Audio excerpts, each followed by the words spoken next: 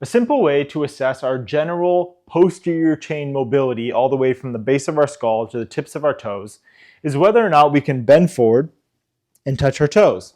Pretty simple. If you're fine with that, try bending forward, touching your toes, and having your knees completely straight. If this second version is quite a bit harder or you're not able to do it, especially if there's a lot of tension in behind the knee and into the calf, not so much in the hamstring muscle itself, there's likely a bit of tension in your sciatic nerve along with some muscles. So one exercise that's really great at trying to release that tension and flossing that nerve is something called an elephant walk. Let me show you how it works. So probably the first version that's going to work for you is with an elevated surface, maybe something like this step, maybe even something higher, depending on how much tension is in the sciatic nerve. From here, we want to support our upper body with our hands, and then we're going to start with both knees bent, and then one at a time, we straighten a knee, ease off, straighten the other knee, and basically just repeat this process, slow and steady, trying to find a level of stretch that is significant but not unbearable or painful. Now, you want to repeat on both sides about 10 times or about 20 repetitions. Over time, you can make this more challenging by using a lower and lower surface.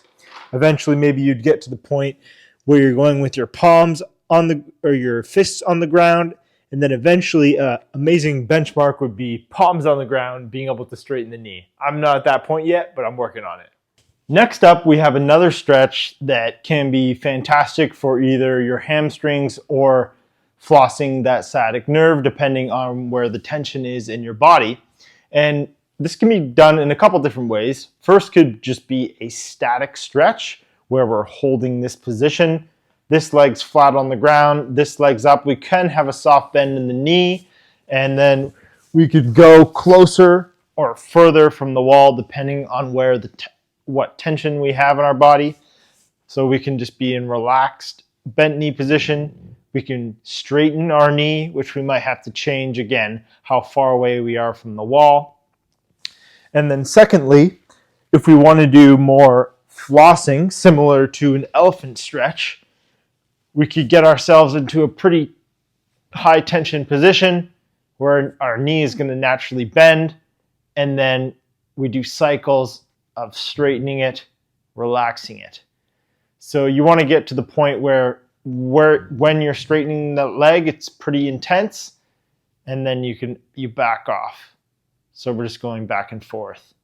It could even help to add a little bit of ankle motion, where you bring your toes towards your shins while you bend your knee, and then as you straighten your leg, you point your toes. And that will really complete this flossing motion of the sciatic nerve. So a great benchmark goal is to be able to get your butt right up against the wall and then your leg totally flat against the wall like that.